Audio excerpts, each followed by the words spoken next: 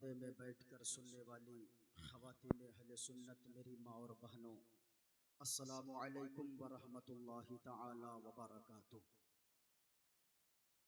अल्हम्दुलिल्लाह अल्हम्दुलिल्लाहिल्लज़ी लम यज़ल आलिमन क़दीरा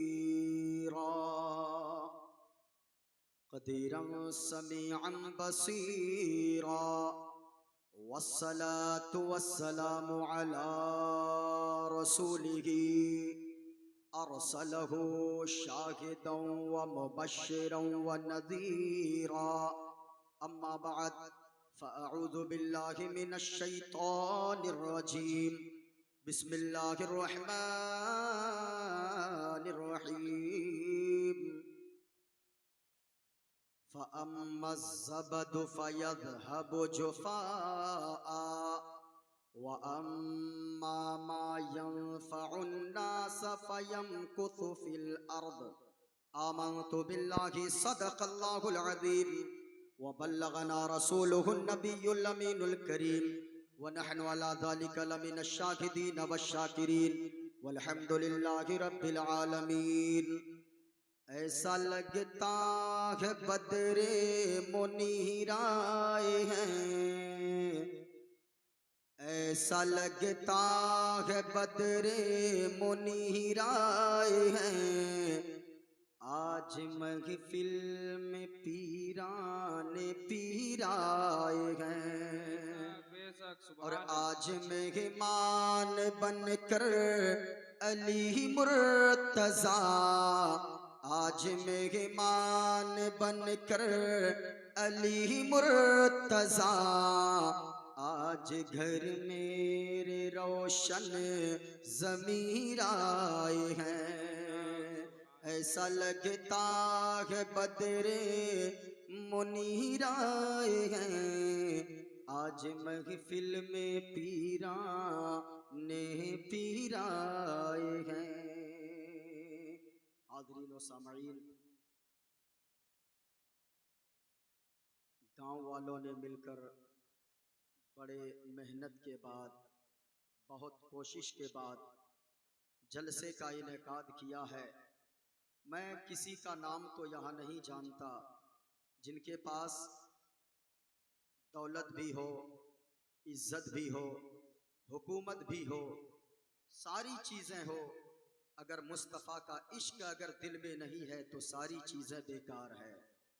हुजूर का इश्क अगर सीने में नहीं है तो सारी चीज़ें उनकी बेकार है। इस गांव में पहली दफ़ा मेरी हाज़िरी हुई है। गूंज को कम करो भाई, आवाज़ क्लियर जानी चाहिए। मेरी बातें आप तक पहुंच रही है क्लियर? तो एक मर्तबा मोहब्बत के साथ बोलें सुभान अल्लाह। एक मर्तबा अगर कोई मोहब्बत से सुभान अल्लाह कहता है तो उसके नामाए आमाल 90 नेकियां लिखी जाती है। एक मर्तबा आपने सुभान अल्लाह कहा, एक सेकंड लगेगा, लेकिन आपके नामाए आमाल में अल्लाह ताला आपको 90 नेकियां अता फरमाएगा। बहुत बड़ी बात है। ऐसी महफिल में बैठने के लिए हिम्मत की जरूरत नहीं होती है। ऐसी महफिल में बैठने के लिए ताकत की जरूरत नहीं होती है। ऐसी महफिल में बैठने के लिए पावर की जरूरत नहीं होती है। ऐसी महफिल में बैठने के लिए अच्छे मुकद्दर की जरूरत होती है। जिनके नसीब अच्छे होते हैं वही ऐसी महफिल में आकर बैठा करते हैं। जितनी बातें मैं आपके गोशे गुजार करूंगा, इंशाअल्लाह मुझे उम्मीद है कि आप यहाँ से कुछ सीख कर जाएंगे, कुछ समझ कर जाएंगे। जलसा सुनने का मतलब होता है कि जो बाहर से आए हुए उलमाए किराम या इलाके के उलमाए किराम बयान करें, उन बातों को आप गौर से सुनें और अपने दिल में जगह देने की कोशिश करें। अगर आपने जलसा सिर्फ फॉर्मेलिटी निभाने के लिए किया, सिर्फ इसलिए जलसा सुना, जलसा में आकर बैठे कि चलो जाकर मजे लेंगे और ऐसे ही आकर बैठेंगे, तो फिर याद रखिएगा एक जलसा नहीं 1000 जलसों में जाकर आप बैठ जाएंगे, कोई फायदा नहीं होगा। और अगर इस नीयत से आप बैठे कि हम जलसे में आए हैं गुनहगार बनकर, लेकिन यहाँ से जाएंगे तो मुस्तफा का वफादार बनकर, आप अगर ये नीयत लेकर सुन लिए जलसा, मेरा यकीन कहता है जब तक दुनिया में जिंदा रहोगे मुस्कुराते रहोगे, कब्र में जाओगे आमना के लाल का दीदार नसीब हो जाएगा। इंशाअल्लाह आज मैं जो गुफ्तगू करूंगा, ऐसी बातें करूंगा, अगर आपने दिल में जगह दे दिया तो यकीनन ऐसा लगेगा कि हम अपने सीने को मुस्तफा का मदीना बनाकर यहां से जा रहे हैं। जितने लोग बैठे गए मेरी गुफ्तगू मुलाहजा करें, गौर से सुने। भाई अबुल कलाम साहब का मेरे पास फोन गया। मैं सबों का नाम तो नहीं जानता, लेकिन इतना जानता हूँ जितने लोगों ने जलसे में हिस्सा लिया है, अल्लाह ताला उन्हें कुछ दिखाए ना दिखाए, अल्लाह ताला उसे मुस्तफा का मदीना जरूर दिखा दे। मैं यही दुआ करता हूँ मौला की बारगाह में, अगर मेरी बातें आपको तकलीफ ना दे तो मैं गुजारिश करूंगा खामोशी के साथ और मोहब्बत के साथ आप मेरी गुफ्तगू को समाअत करते जाएं। हजरत इमाम गजाली ने फरमाया है, इमाम गजाली बहुत बड़े बुजुर्ग गुजरे हैं। इमाम गजाली फरमाते हैं, ये उलमा बैठे हैं, इमाम गजाली ने फरमाया है, हर तकरीर करने वाला, हर खिताब करने वाला, हर स्पीच देने वाला इस नीयत से तकरीर करे, इस नीयत से बयान करे, इस नीयत से वाज करे कि मैं जिंदगी की आखिरी तकरीर कर रहा हूं। पता नहीं इसके बाद मेरी मौत हो जाए और उसके बाद मुझे तकरीर का मौका मिले या ना मिले। सुनने वाला जितने जलसे में बैठे गए इस नीयत से जलसा सुने और तकरीर सुने कि मैं जिंदगी की आखिरी तकरीर सुन रहा हूँ, जिंदगी का आखिरी जलसा सुन रहा हूँ। पता नहीं इसके बाद मुझे जलसा सुनने का मौका मिले या ना मिले। अभी हमारे यहाँ एक हाफिज साहब, एक कारी साहब, बहुत बड़े कारी साहब थे। मैं रमजान शरीफ में मदीना शरीफ में था, हुजूर के रोजे के सामने था। अचानक फोन गया, मैसेज मिला कि आपके यहाँ हमारे मोहल्ले के बगल के रहने वाला एक हाफिजे कुरान, जिनके सीने में 30 पारे थे, वो हाफिजे कुरान सेहरी खाकर बाइक पे चढ़ के मस्जिद जा रहे थे फजर की नमाज पढ़ाने। लेकिन क्या पता था उनको, 4 छोटी छोटी बच्चियों को छोड़ के वो घर से तो निकला था, पता नहीं दोबारा मुलाकात होगी कि नहीं, उन्हें कुछ पता नहीं था। लेकिन जैसे ही 5 मिनट बाइक से चला था, एक बड़ी सी गाड़ी सामने से आई और हाफिज साहब को की गाड़ी में, बाइक में टक्कर मारती है गाड़ी। उसी जगह पे हाफिज साहब का स्पॉट डेथ हो गया, उसी जगह पे उनका इंतकाल हो गया। मैं आपसे कहना चाहूंगा, आप भी मौत की तैयारी में लगे रहें। जलसे में आए, एक आंसू अगर आपकी आंख से निकल गए, यही आंसू आपके गुनाहों को की बख्शिश करवाने के लिए काफी हो जाएगा। लेकिन याद रखो लोगों, जब भी जलसे में आओ इस नीयत को लेकर बैठो, इस नीयत से आओ कि आपको कोई देखे ना देखे, मदीने वाले मुस्तफा जरूर देख रहे गए। यकीनन लोगों, ये बड़े कीमती लम्हात हैं। अल्लाह ने अगर आपको हाथ दिया गए, आप खुशनसीब हो। कितने लोग दुनिया में ऐसे गए जिनको अल्लाह ने हाथ नहीं दिया गए, या हाथ तो दिया गए लेकिन हाथ में पकड़ने की ताकत नहीं दिया गए। कितने लोग ऐसे गए जिनको अल्लाह ने पाँव नहीं दिया गए, लेकिन कितने लोगों को अल्लाह ने पाँव तो दिया गए, पाँव में चलने की ताकत नहीं दिया गए। कितने लोग ऐसे गए जिनको अल्लाह ने आंखें नहीं दिया गए। आपके हाथों को भी अल्लाह ने सलामत रखा गए, पाँव को भी अल्लाह ने सलामत रखा गए, आंखों को भी अल्लाह ने सलामत रखा गए। ओ लोगों, जब तक ये सांसें चल रही है, जब तक जिंदगी की लड़ी चल रही है, जब तक तुम जिंदा हो, अल्लाह का शुक्र अदा करते रहो, नमाजें पढ़ते रहो, रोजे रखते रहो और मुस्तफा का इश्क सीने में बसाते रहो। क्योंकि लोगों, इस दुनिया से कब चले जाओगे कोई ठिकाना नहीं है। और एक बात हमेशा याद रखिएगा, दुनिया में आने का एक सिस्टम है। बाप पहले आता है, बेटा बाद में आता है, माँ पहले आती है, बेटी बाद में आती है, दादा पहले आता है, पोता बाद में आता है। ये दुनिया में आने का एक सिस्टम है। ऐसा कभी नहीं हो सकता कि बाप दुनिया में आए ही नहीं, बेटा पहले आ जाए, ऐसा कभी नहीं हो सकता। सकता। ये दुनिया में आने का सिस्टम है, लेकिन दुनिया से जाने का कोई सिस्टम नहीं गए। कभी कभी ऐसा होता गए 80 साल का बूढ़ा बाप वो अपने 40 साल के नौजवान बेटे के जनाजे को, उनकी मैयत को अपने कांधे पर उठाकर आंसू बहाता हुआ कब्रिस्तान लेकर जाता है। बूढ़ी माँ घर में जिंदा रहती है, उनकी जवान बेटी का इंतकाल हो जाता है। इसलिए लोगों, जब तक जिंदा रहो तो इस नीयत से जिंदा रहो, मुस्तफा का वफादार बनकर जिंदा रहो। जब तक जिंदा रहो लोगों में खुशियां बांटते रहो, ताकि आपका अगर इंतकाल हो जाए अपने तो अपने, दूसरे भी खिड़की से पर्दा को हटा कर कहे ये कोई गद्दार का नहीं बल्कि मुस्तफा के वफादार का जनाजा जा रहा है। इस नीयत से बोलो, इस नीयत से जिंदगी गुजारो, क्योंकि लोगों बंद हो जाए कब दिल की धड़कन तो घड़ी का भरोसा नहीं है। बंद हो जाए कब दिल की धड़कन तो घड़ी का भरोसा नहीं है। इसलिए आज ही अपने रब को मना लो, जिंदगी का भरोसा नहीं है। अगर ये सोचते हो मैं तो अभी जवान हूँ, अभी मेरी उम्र बहुत ज्यादा बाकी है, मेरा एज बहुत बाकी है, ये आपकी भूल है। कितने नौजवान हमारे बाद दुनिया में आए वो हमसे पहले चले गए, कितने नौजवान आपके बाद दुनिया में आए होंगे वो आपसे पहले चले गए।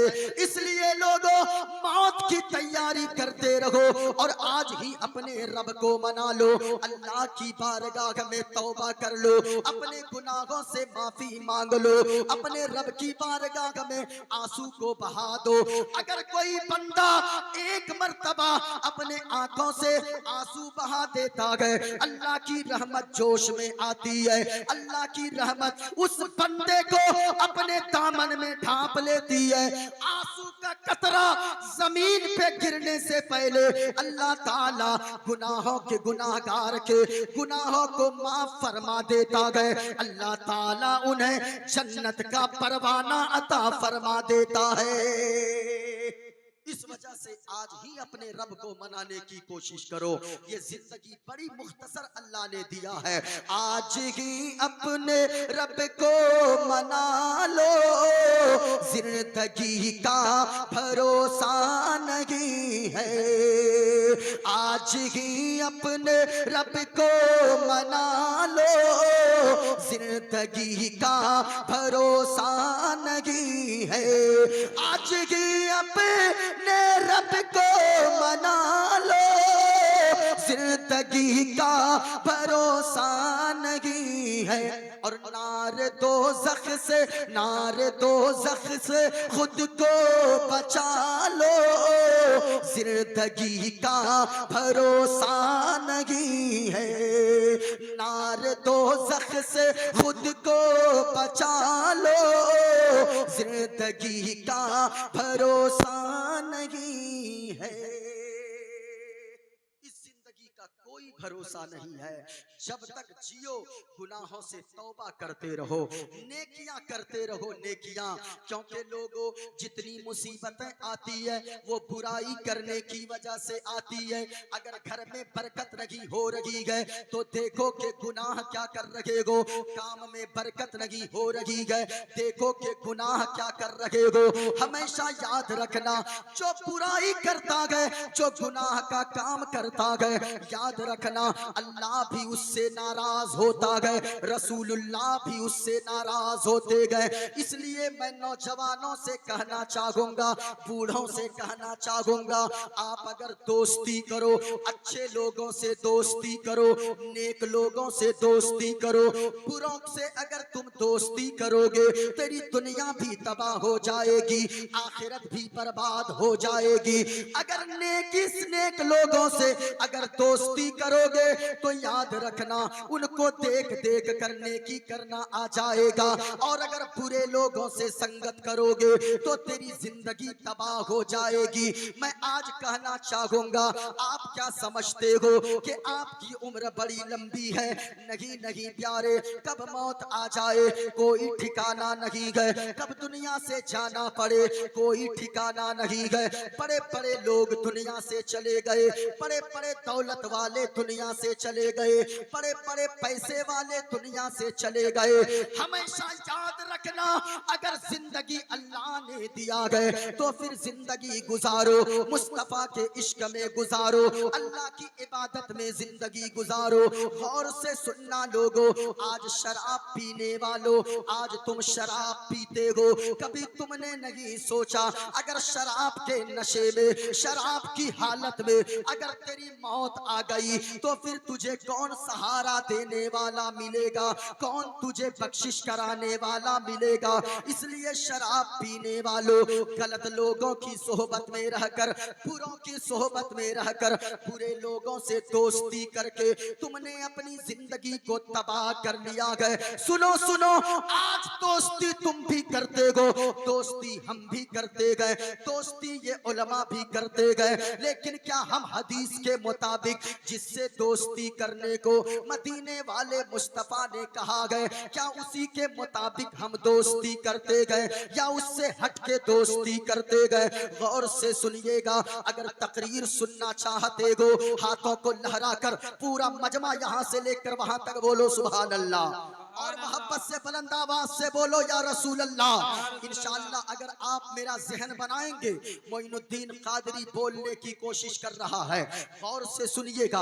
आज हम हिंदुस्तान में रहते हैं, हिंदुस्तान में किन चीजों की जरूरत है, चाहे वो हिंदू हो, चाहे वो मुसलमान हो, चाहे वो सिख हो, चाहे वो ईसाई हो, किसी भी धर्म का मानने वाला हो, इस हिंदुस्तान में बहुत सारे धर्म के मानने वाले लोग रहते गए, लेकिन याद रखिएगा आज मुसलमानों के लिए कहीं रोजी रोटी का मसला है, कहीं मुसलमानों के लिए इज्जत व आबरू का मसला है, कहीं मुसलमानों के लिए शिक्षा का मसला है।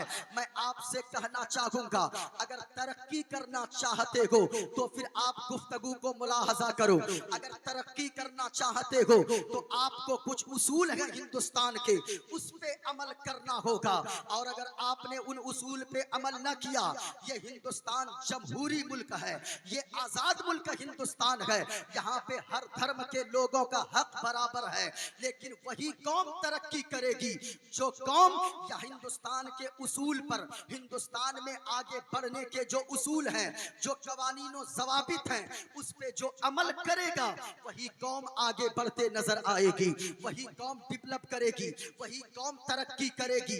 लेकिन हम ये सोचते हैं हम रात को बिस्तर में सोए रहें, दिन को बिस्तर में सोए रहे, हमारा बच्चा सिगरेट पीकर इधर उधर भटकता रहे, तो याद रखिएगा आपको तरक्की नहीं मिलेगी, तरक्की उसी कौम को हिंदुस्तान में मिलेगी, वही कौम हुकूमत की कुर्सी पर बैठ सकती है, वही कौम आगे दौलत के मामले में मजबूत होगी, वही कौम सरवत के मामले में मजबूत होगी जो हिंदुस्तान के उसूल और ज़वाबित पे अमल करेगी।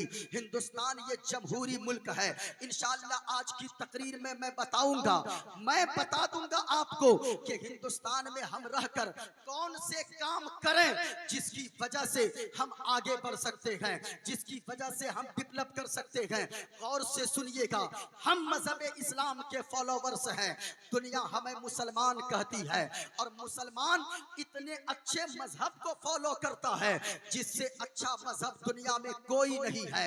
इस्लाम की खूबसूरती को कोई समझ कर तो देखे, इस्लाम की खूबसूरती को अगर कोई समझना चाहता है, आज हमारी तरह इंसान को देखकर लोग इस्लाम की खूबसूरती समझना चाहते हैं, और किसी शराबी को देखकर लोग इस्लाम की खूबसूरती समझना चाहते हैं। मैं कहना चाहूंगा, ओ दुनिया वालों, ये सोशल मीडिया का दौर है, हजारों जगह तकरीरें होती है, मैं आपसे कहना चाहूंगा कि ओ दुनिया वालों, याद रखना, अगर इस्लाम को समझना है, इस्लाम की खूबसूरती को समझना है, इस्लाम की ब्यूटी को समझना है, तो तुम किसी आम इंसान को देखकर इस्लाम को समझने की कोशिश न करो, बल्कि अगर इस्लाम को समझना है, अलाउल हक बंदवी की सीरत का मुताला करो, इस्लाम समझ में आ जाएगा। गरीब नवाज की सीरत का मुताला करो, तुम्हें इस्लाम समझ में आ जाएगा। इमाम हुसैन की जीवनी को सुन लो और पढ़ लो, तुम्हें इस्लाम समझ में आ जाएगा। मदीने वाले मुस्तफा जनाबे मुहम्मदुर रसूलुल्लाह की सीरत को सुनते जाओ, इस्लाम की खूबसूरती को समझते चले जाओगे, इस्लाम के दामन से वाबस्ता होते चले जाओगे। लेकिन आज लोग बहुत बड़ी बड़ी बातें कर देते हैं। इस्लाम से खूबसूरत कोई मजहब नहीं है। इस्लाम को समझने की कोशिश करनी चाहिए कि इस्लाम है क्या, इस्लाम की खूबसूरती को समझना है। गौर से सुनिएगा, हम नाखून काटते हैं, ये उंगलियों में जो हाथ पांव की उंगलियों में नाखून है, मसला क्या है? ये उलमा बैठे हैं, मसला ये है कि अगर कोई शख्स नाखून काटे तो 40 दिन से पहले पहले नाखून काट लेना चाहिए।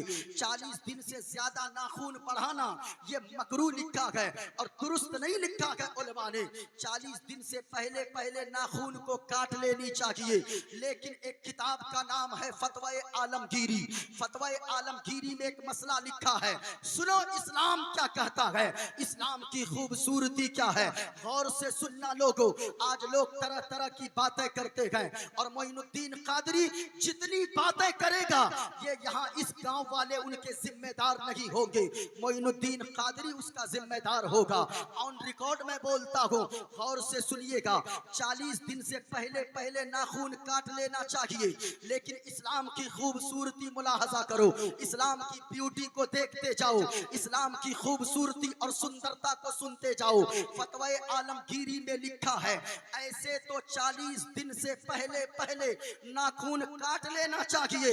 लेकिन अगर कोई ग्वाला हो, अगर कोई गाय का दूध निकालता हो, कोई भैंस का दूध निकालता हो, कोई जानवर का दूध निकालता हो, वो 40 दिन का इंतजार न करे, बल्कि 8 या 10 दिन के अंदर नाखून को काट लिया करे। क्यों? उसके आगे ये मसला लिखा है कि अगर गाय दोहने वाला, अगर जानवर का दूध निकालने वाला अगर अपने नाखून को बड़ा रखेगा तो कहीं जानवर के दूध निकालते वक्त नाखून लगने की वजह से कहीं जानवर को तकलीफ न हो जाए। मैं आपसे कहना चाहूंगा, जरा दुनिया वालों को बताओ, अरे जो मजहब इस्लाम जानवर के साथ इतना अच्छा सुलूक करने का हुक्म देता है, वो इंसानों के साथ कितना अच्छा सुलूक करने का हुक्म देता होगा। यही तो इस्लाम की खूबसूरती है। इस्लाम की खूबसूरती को सुनना है, आगे चलते चलो। इस्लाम की खूबसूरती क्या है?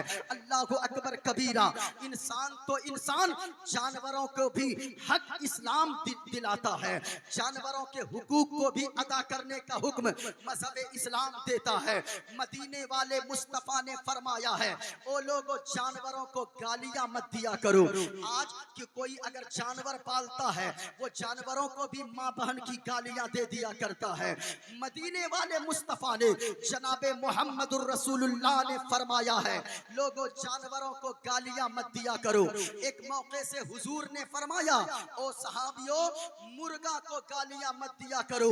कहा कि या रसूल अल्लाह ये मुर्गा तो बांग देता है और जब आवाज लगाता है हमारी नींद खराब हो जाती है।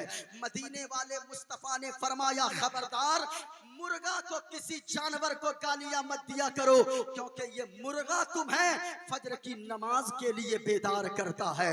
मैं आपसे कहना चाहूंगा, जो मजहब जानवर को गाली देने से मना करता हो तो फिर वो मजहब इंसानों को गालियां देने की इजाजत कैसे दे सकता है? लेकिन लोग कहते हैं ये मुसलमान ऐसा बोलते हैं, ये मुसलमान ऐसा बोलते हैं। अल्लाह की कसम कहता हूँ, कोई मुसलमान गालियों की वजह से नहीं भड़कता है। मैं खुद कहता हूँ, हमको जितनी गालियां देना है दे लो, हम बर्दाश्त कर लेंगे। हमारी माँ को गालियां देना हो दे दो, दो हम बर्दाश्त कर लेंगे, हमारी बहन को गालियां देना हो दे दो हम बर्दाश्त कर लेंगे, लेकिन अल्लाह की कसम अगर तूने मदीने वाले मुस्तफा की शान में गुस्ताखी की तो फिर याद रखना ये खानदान क्या, ये अपनी जान को भी हम मुस्तफा के नाम पर कुर्बान करने को तैयार है, क्योंकि हम जीते गए मदीने वाले मुस्तफा के लिए और मौत आएगी तो भी मदीने वाले मुस्तफा के नाम पर मौत आएगी। लेकिन लोग कहते हैं ये मुसलमान भड़काता है, ये मौलाना भड़काता है। नहीं प्यारे, मौलाना भड़काता नहीं है, मौलाना तो सिर्फ इतना कहता है हमें मत छेड़ो, हमको जो कहना है कह लो, लेकिन हुजूर की शान में, मोहम्मदुर रसूलुल्लाह की शान में कुछ मत बोलो। हम तो हिंदुस्तान में मोहब्बत से रहते हैं, हम तो पैगाम मोहब्बत का आम करते हैं। अबुल कलाम भाई ने कहा कि यहाँ हिंदू मुस्लिम साथ रहते हैं, हम कहते हैं भाई हम भी तो स्टेज से कहते हैं चांद तारे गगन की जीनत है, फूल कांटे पवन की जीनत है, हिंदू मुस्लिम को इस वतन में साथ रहने दो, ये हमारे वतन की जीनत है, ये हमारे वतन की खूबसूरती है। सुनो इस्लाम की खूबसूरती क्या है, इस्लाम पैगाम क्या देता है। इस्लाम ने कहा जानवरों को भी गालियां मत दिया करो, तो जो मजहब जानवर को गाली देने से मना करे वो इंसानों का सम्मान कितना सिखाता होगा, वो इंसानों की कितनी कद्र का पैगाम देता होगा। गौर से सुनो आका करीम ने क्या फरमाया, इस्लाम की खूबसूरती को समझना चाहते हो। एक शख्स है बनी इसराइल में जिन्होंने 70 साल तक अल्लाह की इबादत किया है, 70 साल तक नमाजें पढ़ा है, 70 साल तक रोजे रखा है, 70 साल तक वो सजदा किया है। लेकिन आप जानते हो 70 साल का इबादत करने वाला वो एक मर्तबा एक बकरी को ज़बह कर दिया, बकरी को ज़बह करना था, बगल में बकरी का बच्चा वो चिल्ला रहा था, अपनी माँ को ज़बह होता हुआ देखकर रो रहा था, लेकिन इसने एक ना सुना, बकरी के बच्चे के सामने उसने बकरी को ज़बह कर दिया। जैसे ही बकरी की गर्दन पे इस 70 साल इबादत करने वाले ने छुरी चलाया, आवाज आई ए बंदे तूने 70 साल जो इबादत किया है इस बकरी के बच्चे के सामने तूने उसकी माँ को ज़बह कर दिया है, मैंने 70 साल की तेरी इबादत को मैंने रद्द कर दिया है, मैंने 70 साल की इबादत को बर्बाद कर दिया है। ये शख्स रोने लगा, या अल्लाह तूने तो बकरी के गोश्त को मुझ पर हलाल किया है तभी तो मैंने ज़बह किया है। आवाज आई ए बंदे ये सही बात है कि बकरी का गोश्त तेरे लिए हलाल है, लेकिन सुन ये बकरी के बच्चे के सामने तूने उसकी माँ को ज़बह क्यों किया। उनको अलग ले जाकर तू ज़बह करता, बकरी का बच्चा रोता रहा लेकिन तूने उसकी एक ना सुनी, उस पे तुझे तरस नहीं आया, इस वजह से मैंने तेरी इबादत को बर्बाद कर दिया। रोता रहा ये इंसान, रोता रहा, गिड़गिड़ाता रहा, कुछ महीने रोता रहा। एक दिन अचानक जंगल से गुजर रहा था, एक पक्षी जिसको आप पाखी कहते हैं, उस पाखी का एक घोंसला, उसका एक घर पक्षी का वो जमीन पे गिरा हुआ था। उस पक्षी के 2-3 छोटे छोटे बच्चे उसमें चहचहा रहे थे। इसने जब पक्षी के बच्चे को देखा इसके दिल में दया आ गई, दिल में रहम आ गया। इसने उस पक्षी के बच्चे को घोंसले के साथ उठाया और दरख्त के ऊपर रख दिया ताकि कोई जानवर आके इसे खा ना ले। अल्लाह को ये अदा उसकी इतनी पसंद आई, इतनी पसंद आई, आवाज आई ए बंदे जो मैंने तेरी इबादत को रद्द किया था दोबारा मैंने तेरी सारी इबादत को कबूल फरमा लिया है। अल्लाहु अकबर कबीरा। ये मजहब इस्लाम है जो जानवरों के साथ भी अच्छा सलूक करने को कहता है, जो इंसानों के बारे में मानवता का पैगाम देता है, जो इंसानियत का पैगाम देता है। इस्लाम क्या कहता है, इस्लाम कहता है जानवर भी अगर भूखा रहे उसको भी तुम खाना दे दो, अल्लाह उसके बदले में तुम्हें जन्नत अता फरमाएगा। सुना नहीं आपने, बुखारी शरीफ की एक हदीस पाक है, आका फरमाते हैं एक ऐसी औरत थी जो बिल्कुल गुनहगार औरत थी और इतने गुनाह किया था उसने कि वो जहन्नम में जाने के लायक थी।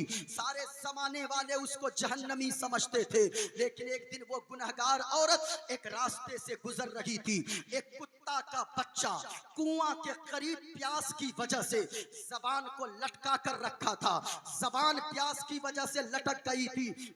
औरत ने जब कुत्ते के बच्चे को प्यास की शिद्दत में देखा, प्यास की तकलीफ में देखा, इस औरत को दया आ गई कुत्ते के बच्चे पर, उस कुकुर के बच्चे पर जब इनको रहम आया, इस औरत ने कुत्ते के बच्चे की प्यास बुझाने के लिए अपने दुपट्टे को लेती है, दुपट्टे को फाड़ती है और उसकी रस्सी बनाती है। कोई डोल नजर नहीं आया, अपने पांव से जूती को निकालती है और रस्सी को उस जूती में बांधकर उस कुएं के अंदर डालती है, जूती से पानी खींचती है। जब पानी बाहर निकला उसके बाद कुत्ते के बच्चे के मुंह में वो पानी टपकाती जाती है। इधर कुत्ते के बच्चे की प्यास बुझती जाती थी, उधर अल्लाह की रहमत झूमती चली जा रही थी। इधर ये कुत्ते का बच्चा इधर पानी पीकर बाहर निकला, आवाज आई, ए औरत तूने इस कुत्ते के बच्चे पर रहम किया है। सुनो, इस जानवर पर रहम करने की वजह से मैंने सारे गुनाहों को तेरे माफ फरमा कर तुझे जन्नत का परवाना अता फरमा दिया है। अल्लाहु अकबर कबीरा। अब बताएं इससे अच्छा मजहब और कोई होगा? इससे अच्छा मजहब कोई नहीं हो सकता है। लेकिन याद रखिएगा, आज लोग तरह तरह की बातें करते हैं। इस्लाम की खूबसूरती को तो देखो, इस्लाम की मोहब्बत को तो देखो, इस्लाम की खूबसूरती और अंदाज को तो देखो। आप अगर करीब आओगे, इस्लाम को समझने की कोशिश करोगे, तब आपको पता चलेगा इस दुनिया में सबसे अच्छा मजहब अगर कोई है तो वो मजहब इस्लाम है। हम दावत देते हैं लोगों को, आओ प्यारे इस्लाम समझना है, मैं तुम्हें किताबों से इस्लाम समझाऊंगा। आओ प्यारे तुम्हें इस्लाम समझना है, मैं तुम्हें मुस्तफा की जीवनी से इस्लाम को समझाऊंगा कि हुजूर ने कैसी जिंदगी गुजारी है और पैगाम क्या दिया है हुजूर ने। बस हम इतना जानते हैं, जो भी इस्लाम को समझने की कोशिश करेगा, इस्लाम की खूबसूरती को पढ़ता जाएगा, वो कलमा पढ़ेगा और मुसलमान होता चला जाएगा। लेकिन अगर कोई समझना ही नहीं चाहे तो फिर उसको तो आदमी समझा नहीं सकता है। इस वजह से अगर समझने की कोशिश कोई करे, आप आओ अदब के साथ, आप आओ मोहब्बत के साथ, हम आपको बताएंगे ये इस्लाम मजहब क्या सिखाता है, ये इस्लाम पैगाम क्या देता है। गौर से मुलाहजा कीजिएगा, आज भी लोग तरह तरह की बातें करते हैं। हम इसी हिंदुस्तान में जीते हैं जहां पे लोग मुंह देखकर फैसला करते हैं, जहां पे लोग जात धर्म देखकर हुकूमत करते हैं। मैं कहना चाहूंगा, तुम कहते हो इस्लाम क्या सिखाता है। एक बादशाह गुजरा है जिनका नाम हजरत औरंगजेब आलमगीर है। हजरत औरंगजेब आलमगीर कौन है? कुछ लोग उनके खिलाफ बोलते हैं। मैं कहना चाहूंगा, हजरत औरंगजेब आलमगीर इंसानियत वाला बादशाह था। वो कैसा बादशाह? वो ऐसा बादशाह था जिनके सीने में 30 पारे कुरान मजीद के महफूज थे। वो हाफिज कुरान हजरत औरंगजेब आलमगीर है, जो दिल्ली के जामा मस्जिद के बाहर बैठकर अखंड भारत पर हुकूमत करता था दिन में, और रात में जब रमजान में आजान इशा की होती थी तो मस्जिद में जाकर, दिल्ली के जामा मस्जिद में तरावीह में खड़े होकर लोगों को कुरान की तिलावत सुनाया करता था। वो हजरत औरंगजेब आलमगीर है। मेरी बातें अगर समझ में आ रही है, एक मर्तबा हाथों को लहरा कर बोलो या रसूल अल्लाह, और प्यार से बुलंद आवाज से बोलो या रसूल अल्लाह। मुस्तफा का इश्क सीने में लेकर बोलो मोहब्बत से सुभान अल्लाह। अगर आपने इस्लाम का नमक खाया है, कोई खामोश न रहे, बल्कि आप बोल कर सुनो और जज्बा बेदार करके सुनो। मोइनुद्दीन कादरी बोल रहा है और आपको कुछ बातें यहाँ से समझ के जाना है और यही पैगाम लेकर जाना है। हम जिएंगे मुस्तफा का आशिक बनकर, मरेंगे तो भी मुस्तफा का आशिक बनकर। क्योंकि लोगों, मुस्तफा का आशिक अगर कैद के अंदर भी रहता है तो फिर याद रखिएगा। और मैं तो कहना चाहूंगा, फख्र की बात है, कोई शराब पीकर मौत खाकर जेल जाता है, कोई मर्डर करके जेल जाता है, कोई गालियां देकर जेल जाता है, कोई गुस्ताखी करके जेल जाता है, कोई चोरी करके जेल जाता है। लेकिन नबी का आशिक अगर जेल जाता है तो मुस्तफा के इश्क में जेल जाता है, और अंदर भी होता है तो यही कहता है, आशिके मुस्तफा बन के देखो, सारी दुनिया में इज्जत मिलेगी। मोहब्बत से बोलो, मोहब्बत से सुभान अल्लाह। आशिक़े मुस्तफ़ा पर के देखो सारी दुनिया में इज्जत मिलेगी। और मेरा दावा है, मेरा दावा है, रोज़े क़यामत उनके सदक़े में जन्नत मिलेगी। मेरा दावा है, रोज़े क़यामत उनके सदक़े में जन्नत मिलेगी। हजरत औरंगज़ेब आलमगीर 30 पारा कुरान का हाफिज़े कुरान है हजरत औरंगज़ेब आलमगीर। अखंड भारत पर हुकूमत करने वाला बादशाह, आज भी बनारस की धरती गवाह है, हजरत औरंगज़ेब आलमगीर की हुकूमत है हिंदुस्तान पर। हजरत औरंगज़ेब आलमगीर ने इब्राहिम को, इब्राहिम नामी शख्स को बनारस की धरती पर, उत्तर प्रदेश में बनारस की सरजमीन है, वहां का कोतवाल बनाकर भेजा। इब्राहिम जब कोतवाल बनकर आया, बनारस की धरती पर एक पंडित की बेटी रहती थी जिसका नाम शकुंतला देवी है। वो पंडित की बेटी शकुंतला देवी बड़ी खूबसूरत थी, बड़ी सुंदर थी। इब्राहिम कोतवाल ने उस पंडित की बेटी को देखा, इसका दिल आ गया। अब इब्राहिम कोतवाल ने कहा, ओ शकुंतला, तू मेरे महल की रानी बन जा, मैं तुम्हें जिंदगी भर खुश रखूंगा, पलकों पे बैठा कर रखूंगा। हिंदू की बेटी, वो पंडित की बेटी शकुंतला देवी कहने लगी, ओ इब्राहिम कोतवाल, तू कैसी बातें करता है, तू ठहरा मुसलमान, मैं एक पंडित की बेटी, हम दोनों का निकाह कभी नहीं हो सकता है, हम दोनों की शादी कभी नहीं हो सकती है। जब इतना कहना था तो इब्राहिम कोतवाल ने कहा धमकी भरे अंदाज में, ओ शकुंतला, अगर तू खुशी व खुशी नहीं आएगी मेरे महल में तो हम तुम्हारी डोली को उठवा लेंगे, शादी के दिन तेरी डोली मेरे महल में आ जाएगी। इतना जब सुनती है शकुंतला घर जाती है, पंडित से सारी बातें कहती है। वो पंडित भी रोने लगा, शकुंतला भी रोने लगी। इतने में शकुंतला कहती है, बाबा आंसू को पोंछ लीजिए, बेटी वो बड़ा जालिम है, वो बड़ा जालिम कोतवाल है इब्राहिम कोतवाल। कहा कि बाबा हमने सुना है कि दिल्ली की सरजमीन पर एक इंसानियत का बादशाह रहा करता है, एक मानवता का बादशाह रहा करता है, मुझे यकीन है मैं उसके पास जाऊंगी फरियाद लेकर, कोई मेरी फरियाद सुने ना सुने, औरंगजेब आलमगीर मेरी फरियाद सुनकर मेरी मदद करने को जरूर आ जाएंगे।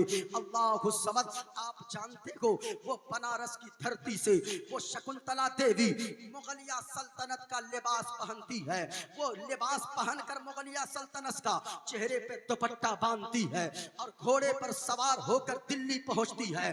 दिल्ली जुमा का दिन था, उस दिन मस्जिद से जुमा पढ़कर हजरत औरंगजेब आलमगीर निकले। सीढ़ियों पे फरियादियों की लाइन लगी हुई थी। जब फरियादियों की लाइन लगी थी, एक एक की पर्ची को लेकर पढ़ रहे थे, फरियाद सुन रहे थे। हजरत औरंगजेब आलमगीर जब शकुंतला देवी का नंबर आया, उसकी पर्ची को लेते हैं और मुस्कुराते हैं, अपने कांधे से चादर को उतारते हैं और चादर शकुंतला देवी के बदन पे रख देते हैं और सर पे रख कर कहते हैं, बेटी शकुंतला, तेरा लिबास ये नहीं है जो पहन के तू आई है, बल्कि तेरा लिबास तो ये है, तू पर्दे में लिपट कर रहने वाली चीज है, तू किसी घर की इज्जत है, तू किसी घर की मोहब्बत है, तू किसी घर की रहमत है। ए बेटी शकुंतला, तू यहाँ नहीं, चली जा, तुझे इंसाफ दिलाने औरंगजेब आलमगीर बनारस जरूर जाएगा। इतना सुना शकुंतला ने घर आ गई। घर आकर अब डोली सज गई, शादी की तैयारी हो गई, शहनाई बज गई चारों तरफ। पंडित ने कहा, ओ बेटी, मैंने कहा था ना वो मुसलमान है, वो नहीं आने वाला है, कहाँ है तुझे बेटी कहने वाला। शकुंतला कहने लगी, बाबा हमें यकीन है जिस मोहब्बत से औरंगजेब आलमगीर ने हमें बेटी कहा है, उनको कभी झूठ नहीं बोल सकता। एक बाप अपनी बेटी की इज्जत बचाने बनारस जरूर आएगा। अल्लाहु समद। इतना कहती गए शकुंतला और रोने लगती है। उधर इब्राहिम कोतवाल अशरफिया लोगों में पैसे लुटा रहा था। इतने में देखा एक कंबल ओढ़ कर एक फकीर आया और हाथों को बढ़ाया और कहा, ओ इब्राहिम कोतवाल, हमें भी चाहिए पैसे, हमें भी अशरफिया चाहिए। कहा, वो जमीन पे पड़ी है, ले लो। इब्राहिम कोतवाल से फकीर ने कहा, ए इब्राहिम कोतवाल, मैं आम फकीर नहीं हूँ, मैं जमीन से मिट्टी से पैसे उठाकर नहीं लूंगा, बल्कि हमें अगर पैसे देना है तो झोले से निकाल कर पैसे दो, थैले से निकाल कर पैसे दो, और हमारे हाथ में पैसे चाहिए। इब्राहिम कोतवाल मुस्कुराया और जेब में हाथ डाला, पैसे निकाल कर उस फकीर को देने के लिए हाथ बढ़ाया। उस कंबल ओढ़े फकीर ने इब्राहिम कोतवाल के हाथ को पकड़ा और घोड़े से खींचकर जमीन पे पटक दिया। चारों तरफ हंगामा हो गया कि एक फकीर ने, कंबल ओढ़े शख्स ने इब्राहिम कोतवाल को जमीन पे पटक दिया है। जब उस फकीर ने चेहरे से कंबल को हटाया, मुंह से कपड़े को हटाया, तो जमाने वालों ने देखा, बनारस वालों ने देखा, उस कंबल के अंदर कोई दुनियावी फकीर नहीं, बल्कि वक्त के बादशाह हजरत औरंगजेब आलमगीर बनारस आ गए थे। अल्लाहु अकबर। जब इब्राहिम कोतवाल ने देखा, थर थर कांपने लगा इब्राहिम कोतवाल। इब्राहिम कोतवाल माफी मांगने लगा।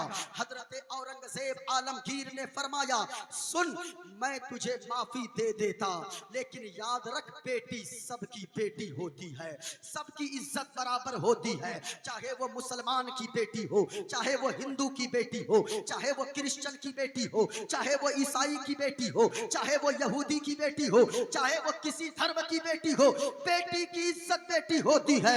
हजरत इब्राहिम कोतवाल ने दो पागल हाथी को बुलवाया और इब्राहिम कोतवाल के दोनों पांव में जंजीर बांध दिया। हजरत औरंगजेब आलमगीर ने फरमाया, दोनों पागल हाथी को दोनों तरफ दौड़ा दो। वो दोनों पागल हाथी दौड़ा। इब्राहिम कोतवाल को वो बनारस के चौराहे पर, बीच चौराहे पर फाड़ दिया हजरत औरंगजेब आलमगीर ने। और जमाने वालों को और खास तौर से हिंदुस्तान वालों को बताया, ओ हिंदुस्तान वालों, वो कोई और होगा जो जात और धर्म के नाम पर फैसला करता होगा। इब्राहिम और वो हजरत औरंगजेब आलमगीर वो है जिसने इब्राहिम कोतवाल को बनारस के चौराहे पर फाड़ कर बता दिया कि औरंगजेब आलमगीर जात धर्म देखकर फैसला नहीं करता, अगर फैसला करता है तो इंसानियत की बुनियाद पर फैसला करता है, अगर फैसला करता है तो मानवता की बुनियाद पर फैसला करता है। मैं कहना चाहूंगा लोगों, आप इस्लाम की खूबसूरती को समझो। इस्लाम पैगाम क्या देता है? इस्लाम तो ये बताता है, जानवर के साथ भी अच्छा सुलूक करो, जितनी भी मखलूक है अल्लाह की, सबों पे रहम किया करो। तुम अल्लाह की मखलूक पे दुनिया में रहम करोगे, अल्लाह कयामत के दिन तुझ पे रहम फरमाएगा। इसलिए रहम करो, रहम करो।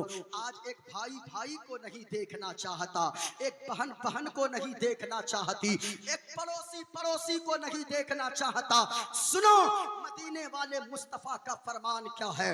मदीने वाले मुस्तफा ने फरमाया कि सुनो, अगर तुम चाहते हो कि पक्का मुसलमान बन जाओ, पक्का मुसलमान अगर बनना चाहते हो तो जो चीज अपने लिए पसंद करते हो वही अपने दूसरे भाई के लिए भी पसंद करो, और जो अपने लिए ना पसंद करते हो वही दूसरे भाई के लिए भी ना पसंद करो। मैं आपसे कहना चाहूंगा और मैं अपने बारे में भी कहना चाहूंगा कि खबरदार खबरदार, जो अपने लिए पसंद करते हो क्या दूसरों के लिए पसंद करते हो? नहीं करते हो। आप अगर सोचते हो मेरा बेटा डॉक्टर बन जाए, पड़ोसी के बेटे के बारे में तुमने कभी नहीं सोचा कि वो डॉक्टर बन जाए। तुम सोचते हो उसका बेटा शराबी हो जाए अच्छा होगा, उसका बेटा जुआरी हो जाए अच्छा होगा, उसका बेटा अय्याश हो जाए अच्छा होगा, उसकी बेटी भाग जाए अच्छा होगा, उसकी बीवी भाग जाए अच्छा होगा। मैं कहना चाहूंगा आप उस वक्त तक पक्का मुसलमान नहीं हो सकते। मोहम्मद अरबी सल्लल्लाहु अलैहि वसल्लम ने फरमाया है, जब तक के जो चीज तू अपने लिए पसंद करता है दूसरे भाई के लिए भी पसंद करना होगा। जो अपने लिए ना पसंद करता है, हम कभी नहीं चाहते हमारी बीवी की तरफ कोई गलत निगाह से देखे, आप कभी नहीं चाहते आपकी बहन की तरफ कोई गलत निगाह से देखे, आप कभी नहीं चाहते आपके घर की इज्जत को कोई उछाले। आप कभी नहीं चाहते हो आपके घर में कोई ताक झांक करे। मैं आपसे कहना चाहूंगा, जैसा आप सोचते हो उसी तरह अगर आप किसी की बहन बेटियों को तकते हो तो उनको भी तो नापसंद होता होगा, उनको भी तो खराब लगता होगा। इसलिए आका ने फरमाया, जो अपने लिए नापसंद करते हो वही दूसरों के लिए नापसंद करो, जो अपने लिए पसंद करते हो वही दूसरों के लिए पसंद करो। अल्लाह की कसम सबसे पक्का मुसलमान बन जाओगे। अल्लाह अकबर। है कोई मजहब दुनिया में जो इतना अच्छा पैगाम देता हो जानवरों के साथ, इंसानों के साथ? जानवर के बारे में मैं और कह दूं, अभी गर्मी का वक्त है, इस्लाम ये पैगाम देता है, आपके घर के ऊपर में छत है या टाली है, जो कुछ भी है, या वो एल्बिस्टर आपने डाल के रखा है, उसके ऊपर में आप एक कटोरे में पानी ले लें, थोड़ा सा दाना ले लें, वो पानी वाला कटोरा और थोड़ा सा खाने की कोई थोड़ी सी चीज लेकर आप उस ऊपर में छत पे रख दें। कोई परिंदा आएगा, कोई पक्षी आएगी और वो प्यास की वजह से भटक रही होगी। कितने पक्षियों को हमने गर्मी में मरते हुए देखा है, आपने भी देखा होगा। ये इस्लाम का पैगाम है कि उस पक्षी के लिए थोड़ा सा दाना और थोड़ा सा पानी रख दो। कोई प्यासा पक्षी अगर आकर पानी को पी ले, प्यास उसकी यहाँ बुझेगी, अल्लाह तेरे दिल में सुकून की दौलत अता फरमा देगा, अल्लाह तेरे घर में बरकत अता फरमा देगा। ये इस्लाम का पैगाम है। इस्लाम के दामन को कभी मत छोड़ो, इस्लाम से मिलकर रहो, इस्लाम की खूबसूरती को समझोगे, अकीदत भी मजबूत होगी, अकीदा भी मजबूत होगा। सुनो मदीने वाले मुस्तफा ने क्या फरमाया है। आप दोस्ती करते हो, मेरी बातें यहीं से मैंने बैक किया था। दोस्ती करते हो, किससे दोस्ती करें? क्या शराबी से दोस्ती करें? आज हमारा बेटा, आपका बेटा किसी बुरे से दोस्ती करके बर्बाद हो जाता है। सुनो मुस्तफा का फरमान, हुजूर फरमाते गए, अच्छे से दोस्ती करोगे अच्छा बन जाओगे, बुरे से दोस्ती करोगे तुम बुरा बन जाओगे। अच्छे लोगों के करीब होकर दोस्ती कीजिए। जरा एक मर्तबा मोहब्बत से बोलो सुभान अल्लाह, तो बता दूं कि किससे दोस्ती करने के लिए हुजूर ने फरमाया है। एक मर्तबा हाथों को उठाकर बोलो या रसूल अल्लाह, और झूम कर बोलो या हबीब अल्लाह। आपको डर लग रहा है, याद रखिएगा बोलना चाहिए। ये जिंदगी किस लिए मिली है? हम तो कहते गए, ये दिल इश्क़े नबी में गर मचल जाए तो अच्छा है। बोलो बोलो, यहां से लेकर वहां तक बोलो, हाथों को उठाकर सुभान अल्लाह, और प्यार से बोलो या रसूल अल्लाह। ये दिल इश्क़े नबी में गर मचल जाए तो अच्छा है, और मोहम्मद मोहम्मद कहते कहते दम निकल जाए तो अच्छा है, मोहम्मद कहते कहते दम निकल जाए तो अच्छा है। बता दूं किनसे दोस्ती करने को हुजूर ने फरमाया है? बता दूं? जरा हाथों को उठाकर बोल दो सुभान अल्लाह। दोस्ती किससे करनी है? दोस्ती किससे करनी है? सुनो आकाए करीम ने फरमाया, आकाए करीम की हदीस पाक है, नबी ने फरमाया है कि ओ लोगो, एक ऐसा शख्स था जिनके मरने का वक्त करीब आ गया, इंतकाल होने का वक्त करीब आ गया। आप भी दोस्ती करते हो, हम भी दोस्ती करते हैं, मौलाना साहब नकीब साहब भी दोस्ती करते गए, और शायर साहब भी दोस्ती करते गए, इमाम साहब भी दोस्ती करते हैं, डॉक्टर साहब भी दोस्ती करते हैं, मास्टर साहब भी दोस्ती करते हैं। लेकिन दोस्ती किससे करनी चाहिए? सुनो सुनो लोगो, मदीने वाले मुस्तफा का फरमान सुनो। मदीने वाले मुस्तफा ने फरमाया, ओ सहाबियों, एक बात बताओ, एक प्रश्न का उत्तर दो, एक सवाल का जवाब दो। या रसूल अल्लाह फरमाए, सवाल क्या है, प्रश्न क्या है? आकाए करीम ने फरमाया, ओ सहाबियों सुनो सुनो, एक ऐसा शख्स है जिनका इंतकाल होने वाला हो, जो मरने वाला हो, जिसकी मौत बहुत करीब हो, उनके 3 भाई हो। कितने भाई हो? जरा ऊंचा बोलकर बताओ कितने भाई हो? ये उलमाए किराम है, ये तलबा इज़ाम है, अल्लाह सबों को सलामत रखे।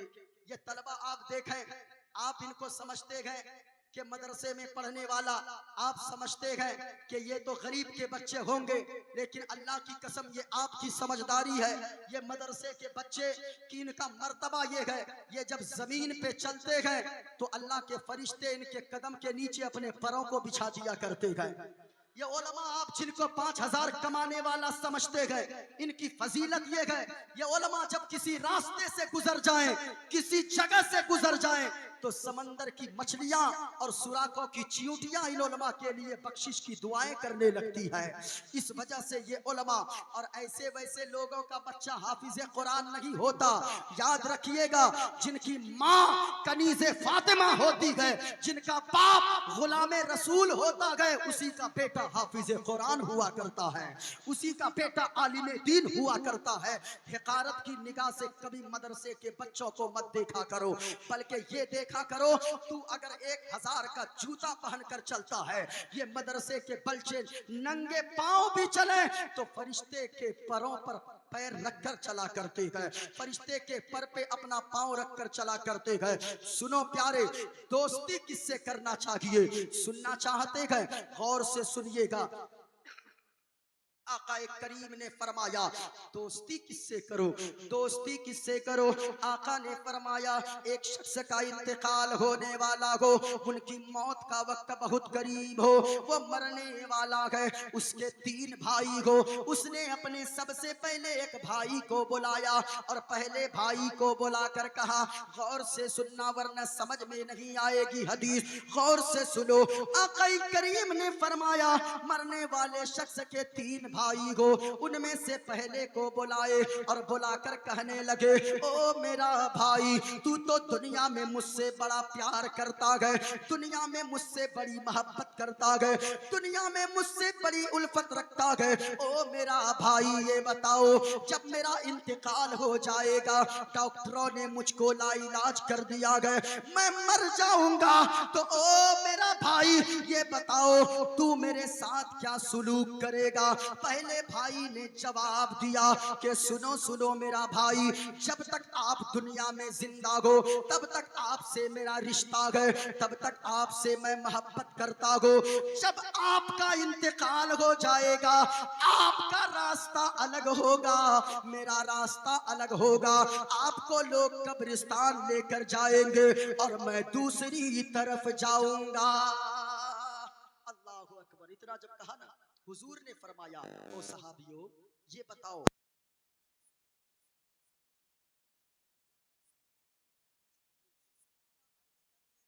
यार, जब तक जिंदा है सांसें चल रही है तब तक वो साथ है, जब इंतकाल हो जाएगा ये अलग जाएगा, वो दूसरी तरफ चला जाएगा। आका ने फरमाया, ओ सहाबियों इससे कैसा ताल्लुक रखना चाहिए। कहा या रसूल अल्लाह, ऐसा कहने वाला भाई को जीते जी छोड़ देना चाहिए, बल्कि उनसे सारा रिश्ता तोड़ देना चाहिए। आका ने फरमाया अभी नहीं खत्म हुआ, अभी दूसरे भाई को फिर बुलाया और बुलाकर कहने लगा, ओ मेरा भाई ये बताओ मेरा तो इंतकाल होने वाला है। पहले भाई ने ये जवाब दिया है, जब तक जिंदा हूँ वो मेरे साथ ताल्लुक रखा है, जब मैं मर जाऊंगा मुझको लोग कब्रिस्तान लेकर जाएंगे और वो अलग तरफ चला जाएगा, दूसरे रास्ते पे चला जाएगा, बताओ तुम मेरे साथ क्या सुलूक करोगे। अब दूसरे भाई ने कहा, ओ मेरा भाई आपसे मैं दुनिया में मोहब्बत करता हूँ, जब आपका इंतकाल हो जाएगा मैं आपको छोड़ के नहीं भागूंगा, बल्कि जब आपका इंतकाल होगा गुस्ल देते वक्त आपके साथ रखूंगा, कफन पहनाने के वक्त साथ रखूंगा, नमाज़े जनाजा में साथ रखूंगा, और जब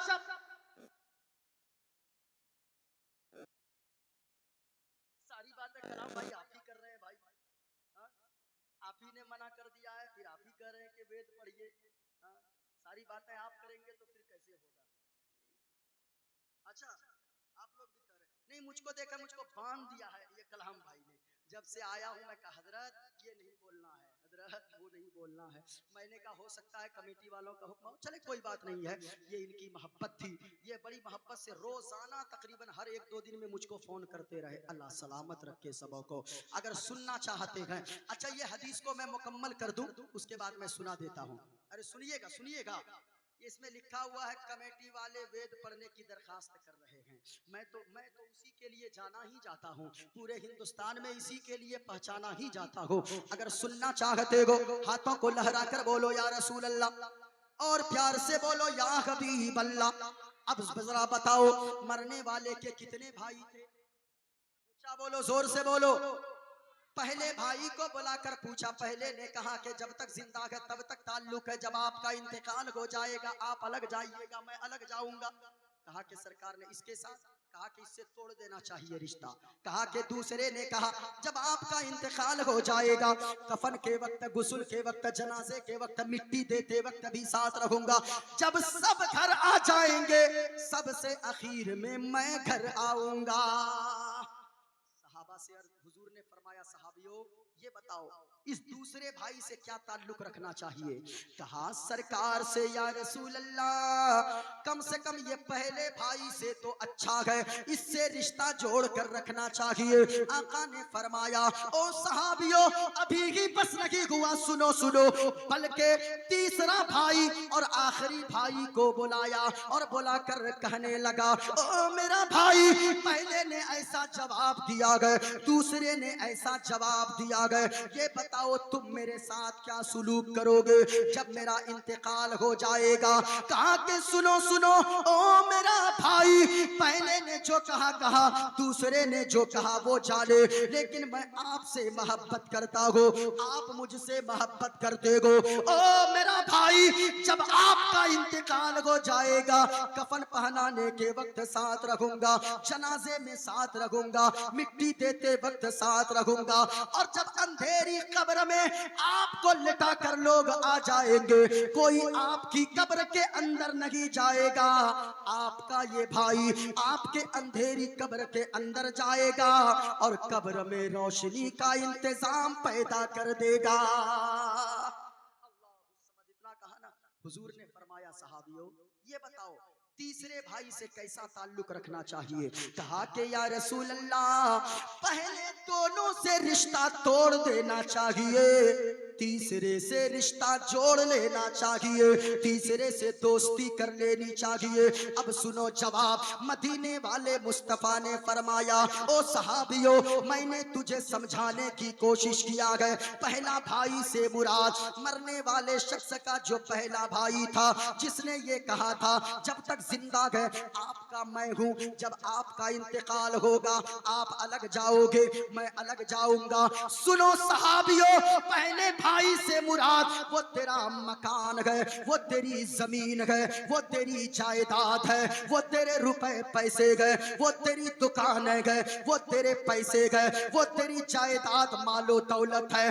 जब तक तू जिंदा है ये मकान तेरा है, जब तक तू जिंदा है ये दुकान तेरी है, जब तक तू जिंदा है ये जमीन तेरी है, ये जायदाद तेरी है, ये गाड़ी तेरी है, ये बंगला तेरा है, जब तक तू जिंदा है ये सारी चीजें तेरी है। लेकिन जब तेरा इंतकाल हो जाएगा तू कब्रिस्तान खाली हाथ जाएगा और ये तेरा मकान दूसरे का हो जाएगा, ये जमीन दूसरे की हो जाएगी, ये रुपए पैसे दूसरे के हो जाएंगे। और कहा साहबियों दूसरे भाई से मुराद ये तेरे रिश्तेदार है, ये दोस्तों अहबाब है, जब तेरा इंतकाल हो जाएगा जब तक ये जिंदा हो साथ है, जब तेरा इंतकाल होगा गुस्ल भी यही देंगे, जनाजा में रहेंगे, मिट्टी देते वक्त रहेंगे, लेकिन जब सब आ जाएंगे वो भी बड़ी तेजी से घर आ जाएगा, कब्र में तुझे अकेले रहना होगा। और तीसरे भाई से मुराद वो तेरी नमाज़ें है, वो तेरे रोजे है, वो तेरा जलसे में बैठकर सुभान अल्लाह कहना है, वो नमाजें पढ़ना है, वो गरीबों की मदद करना है, वो तेरी नेकियां करना है। जब तेरा इंतकाल इंतकाल हो जाएगा, यही नमाज है और यही रोजे और यही नेकियां, कुरान की तिलावत करना, मदरसे के तलबा की मदद करना, अपने इमाम की कदर करना, उलमा की इज्जत करना, सुभान अल्लाह अल्हम्दुलिल्लाह कहना, ये काम आएगी ये चीजें जब तेरा इंतकाल हो जाएगा। गुस्ल के वक्त तेरी नेकियां साथ रहेगी, जनाजे में साथ रहेगी, मिट्टी लोग देंगे तब भी साथ रहेगी, और जब सब लोग आ जाएंगे तो कब्र को रोशन करने तेरी नमाज है और तेरी सारी नाक नेकियां कब्र के अंदर जाएगी, तेरी कब्र को रोशन रोशन कर देगी। अल्लाहु अकबर कबीरा। इसलिए लोगों दुनिया में आए हो, कब्र को रोशन बनाने की कोशिश करो, नेकियां करो, नेकियां। एक नेकी के लिए कयामत में तरसोगे, एक नेकी के लिए मैदान महशर में तरसोगे, कोई किसी को एक नेकी देने वाला ना मिलेगा। यहाँ नेकियां करो, यहाँ नेकियां करोगे तो अल्लाह का खौफ दिल में पैदा होगा, अल्लाह का खौफ दिल में पैदा हो जाए, अल्लाह ताला तेरे सारे गुनाहों को माफ फरमा देगा। आज ही अपने रब को मना लो, जिंदगी का भरोसा नहीं है। आज ही अपने रब को मना लो, जिंदगी का भरोसा नहीं है। और नार दोज़ख से खुद को बचा लो, जिंदगी का भरोसा नहीं है। और हश्र तक तुझे को रोना पड़ेगा, खाक में तुझको सोना पड़ेगा।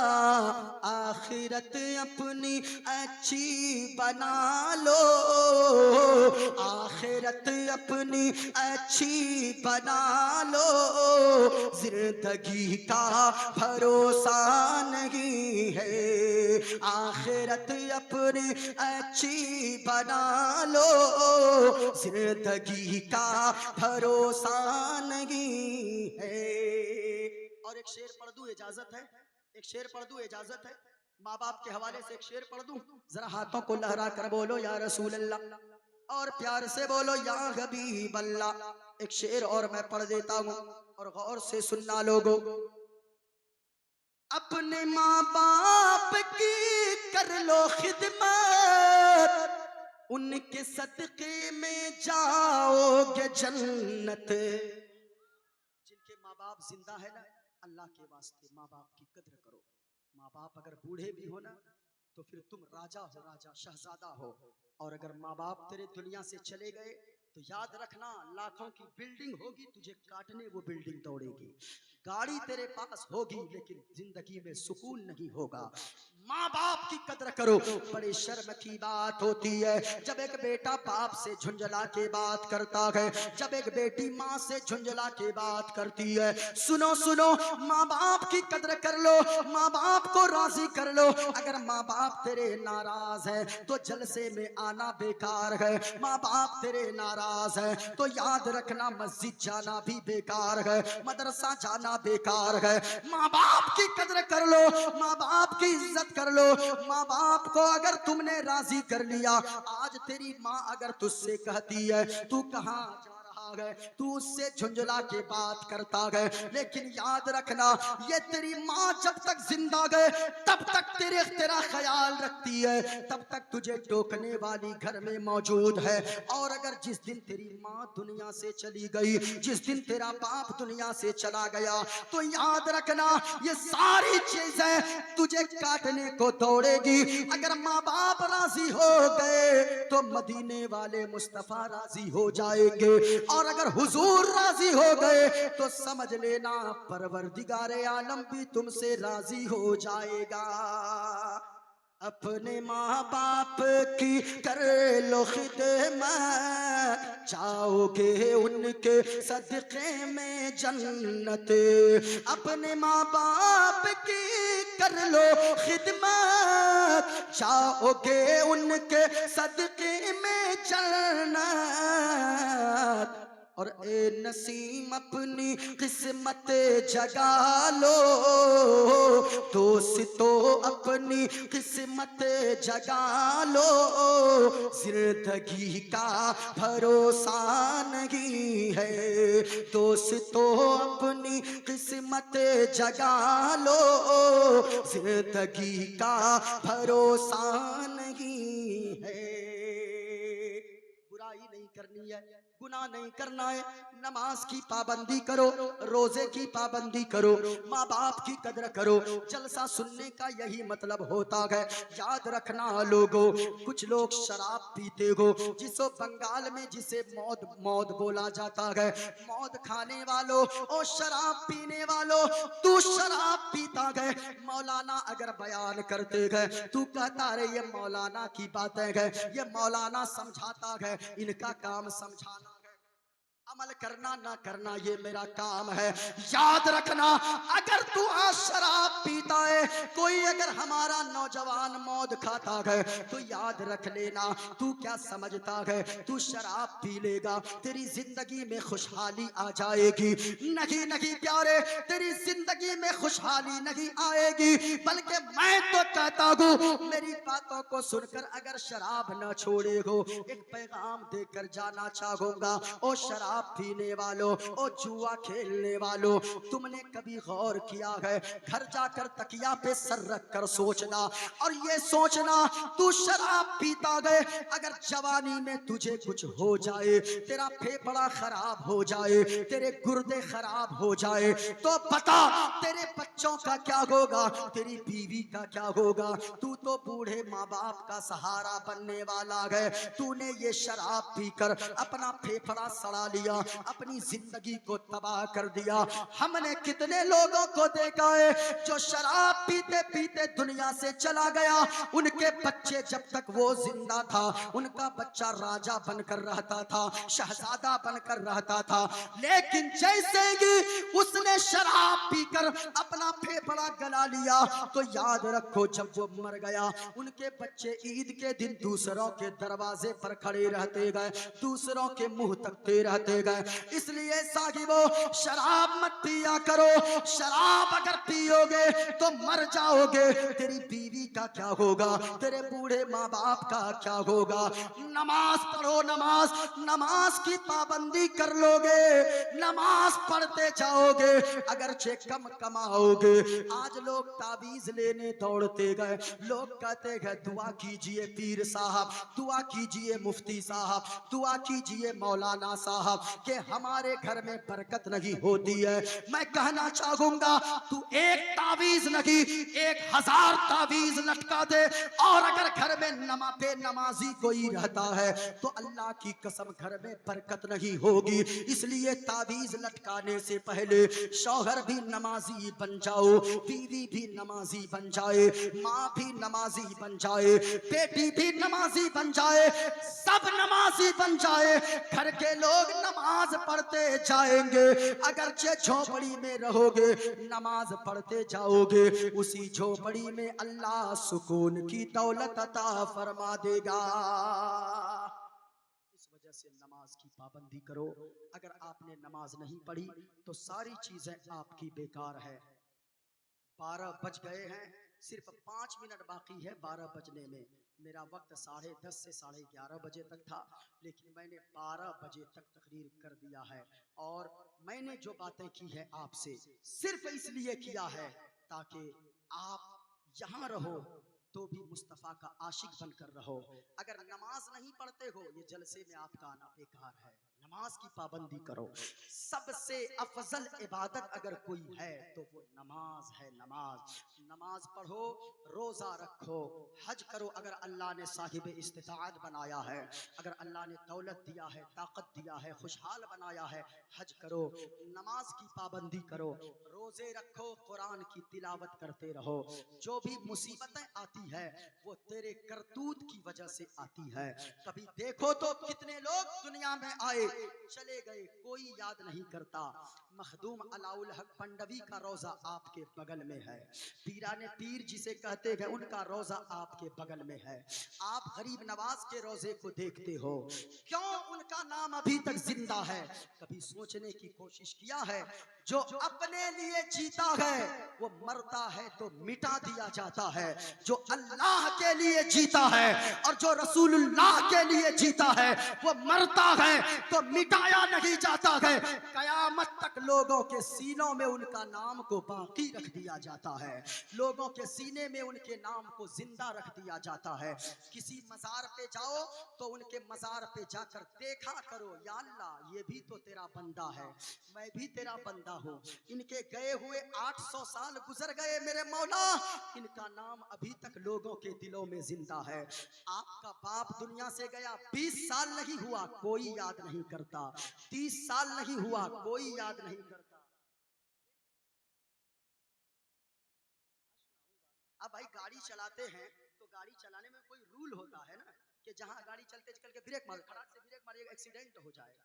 हाँ? कहीं क्लच लेने का है वही ना लीजिएगा। हाँ, अच्छा, आपने मुझे जब जब पहले ही कह दिए तो हमने उसी तरह का टॉपिक ही चुन लिया है, तो अब इस टॉपिक से निकलने दीजिए, एक दो पीस सुना देंगे। हाँ, हयात बाकी रहेगी तो फिर कभी सुनाएंगे। जरा एक मर्तबा मोहब्बत से बोलो सुभान अल्लाह। अगर सुनना चाहते हैं हाथों को उठाकर बोले सुभान अल्लाह। एक अगर कोई एक बार सुभान अल्लाह बोलता है, अल्लाह कितनी नेकियां देता है? झूम कर बोलो ना भाई, जरा ऊंचा बोले कितनी नेकियां। खुद भी सुने, दूसरों को भी जाकर बताएं। एक बार सुभान अल्लाह कहोगे, अल्लाह तुझे 90 नेकियां अता फरमाएगा। इसलिए ये बड़ा सस्ता सौदा है, वो तो निहायत सस्ता सौदा।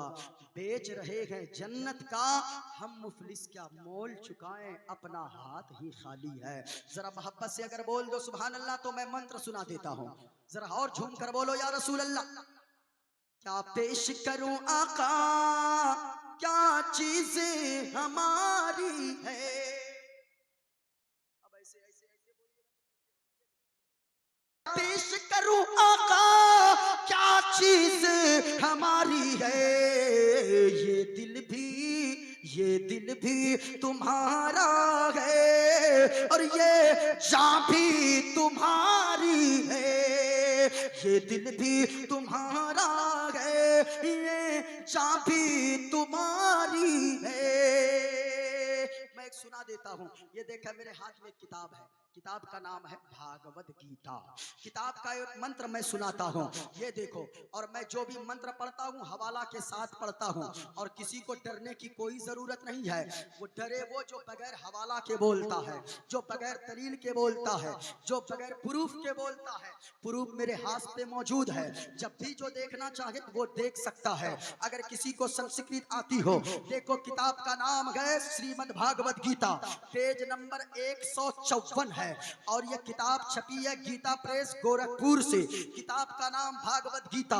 हिंदू भाइयों के यहाँ यह सबसे पवित्र किताब मानी जाती है, सबसे मोतबर किताब मानी जाती है। किताब का नाम भागवत गीता, पेज नंबर 154 है। लिखा गया वायुर्दे जर्मुगड़ी वरुणा शशंक प्रजापतिष्ठम पर पितामहष्ट नमो नमस्ते सुशाहस्कृता पुनष्ट भोयोपि नमो नमस्ते अधर्मा भवात् कृष्णा प्रदुष्यन्ति कुल स्त्रीजा स्त्रीषु दुष्टाषु पालिश्ले जायते वर्ण शंकर यो माम जमनादिम चवेति लोक महेश्वरम असम्मूढ़ा समर्थेषु सर्व पापै है परमुच्यति गणेशियम चरणम शीशमनम शशांकम चरणम शीशमनम पर्वतम चरणम शीशमनम गंगाजलम स्नानम पंडितम गौदानम स्वाहा कल्कि अवतार न्यार पंतम पृथ्वी मध्यम और वसिक्यारतम बलवन स्वानम लम लजीयम पुष्पपनम तपस्यम वीरम महावीर गुरोम प्राणम प्रादीपम सोमवती गणपति विष्णुवेशम स्वरूपम असुमा सुकुमारुहा देव दत्तम जगतपति असिना साधु अष्ट आश्चर्य गुणवती गिरीह नीलगंधा अति ज्योतिमय प्रकाशम नतमस्तक भूमिष्ठम परभो गुणगानम नाफगुरीता लीड गच्छतीन प्रक्रम पवित्रम गंगा स्नानम अति पवित्रम पवित्रम पवित्रम। और एक पंडित है लोगों, नाम है पंडित सोमनाथ वर्मा। वो पंडित जब चलता गए एक हाथ में त्रिशूल रखता गए, एक हाथ में छोटा सा लोटा रखता गए। जब वो पंडित चलता गए कुछ और बोलता गए, लेकिन जब मुस्तफा की बात आती गए तो फिर मुस्तफा मुस्तफा बोलता है। और वो पंडित कहता गए लोगो शरणय गुरु निमगा सुखे सागर अत्याचार मगा शुभ सागर चरणन है गुरु नाम उजागर कृपा करोगे शुभ नाम सुख सागर गुरु हर कृपा मनोगर पावे अत्याचार मगा सुख पावे। और जय गुरु नाम नाम कर जय बे बिना मुगम मध्य पार न होए बे। के लोगों जितनी नमाजें पढ़ लो, जितने रोजे रख लो, जितने हज कर लो, अगर हुजूर से मोहब्बत नहीं है तो सारी चीजें बेकार है। हुजूर से इश्क पैदा करो तब तेरी नमाज भी कबूल है, तेरे रोजे भी कबूल है, तेरा हज भी कबूल है। इस वजह से लोग नबी से मोहब्बत करके जो जिएगा वो जिंदगी में बाकी रह जाएगा। मर तो जाएगा लेकिन उनका नाम अल्लाह कयामत तक बाकी फरमा देगा। बाकी कौन रहता है? जो लोगों को नफा पहुंचाता है, जो लोगों को फायदा पहुंचाता है। हसद करने वाला बाकी, ऊंचा बोलो, हसद करने वाला बाकी नहीं रहता है। दूसरों पे जुल्म करने वाला बाकी नहीं रहता है, दूसरों को सताने वाला बाकी नहीं रहता है। बाकी वही रहता है जो जीता गए अपने लिए नहीं बल्कि जीता है तो दूसरों के लिए, और जिंदा रहता है तो मुस्तफा के लिए, और जिंदा रहता है तो खुदा के लिए, वही बाकी रहता है। मैं आपसे कहना चाहूंगा अगर कोई हुजूर के गुस्ताख हो, हुजूर की गुस्ताखी करता हो, याद रखिएगा सबकी बख्शिश तो हो जाएगी, हुजूर की गुस्ताखी करने वालों की बख्शिश नहीं हो सकती है। क्योंकि जाने ईमान है मोहम्मदुर रसूलुल्लाह और शाने ईमान है आमना के लाल। इस वजह से कि ये कायनात बनी है तो मुस्तफ़ा के सदके में बनी है। ये ज़मीन और आसमान सारी चीज़ें मुस्तफ़ा का सदका है कि हुजूर दुनिया में तशरीफ़ लाए, इसलिए सारी चीज़ें बनी है। आप नमाज पढ़िए, कभी किसी की बारगाह में जाइए। आप जाते हैं ना भाई, मज़ार पे जाते हैं ना, मज़ार पे किस लिए जाते हैं? सिर्फ चादर चढ़ा दिया आ गए, कोई बात नहीं है, कुछ समझा ही नहीं, सिर्फ गया फूल डाल दिया। सुनो, नेकियां तो मिलेगी लेकिन चादर चढ़ाने से पहले नमाज की पाबंदी करो, और गागर से पहले नमाज की पाबंदी करो। मजार पे जाते हो तो सोचो तेरे बाप के मरने का 10 साल नहीं हुआ, तेरे बाप का नाम कोई नहीं लेता, लेकिन गौसे आजम के दुनिया से गए हुए 900 साल गुजर गए, आज भी गौसे आजम का नाम लोगों के दिलों में जिंदा है। कभी सोचा है? किसी मजार पे जाओ, सोचो और ये देखो कि या अल्लाह इसने कैसी जिंदगी गुजारा कि इनका नाम अभी तक बाकी है, इनका नाम अभी तक लोगों के सीने में जिंदा है। आखिर बात क्या है? गौर से सुनना लोगों, जो शख्स अपने लिए जीता है वो मिटा दिया जाता है, और जो दूसरों के लिए बल्कि मोहब्बत के लिए जीता है, दूसरों की मदद करने के लिए जाता है, दूसरों को नफा पहुंचाने के लिए जिंदा रहता है, वो हकीकत में नहीं मरता है बल्कि उन्हें मौत तो आती है, मरने के बाद लोगों के दिलों में जिंदा रह जाता है। अल्लाह वालों का नाम जिंदा है, क्यों जानते हो? हजरत जुनैद बगदादी का नाम सुना है? बोलो ना भाई, सुना है हजरत जुनैद बगदादी का नाम? बहुत बड़े बुजुर्ग हैं हजरत जुनैद बगदादी, अल्लाह अकबर। वो जुनैद बगदादी हैं, देखें अल्लाह वाले कैसे होते हैं। यहाँ तो भाई भाई का मर्डर कर देता है। अभी एक नालायक कटिहार में एक बेटा, कुछ दिनों पहले आपके बगल में कटिहार का एक बेटा, उसने 1 कट्ठा और 1-2 डिसमिल जमीन के चक्कर में अपने सगे बाप की गर्दन पे छुरी करके उनका मर्डर कर दिया। अल्लाह अकबर।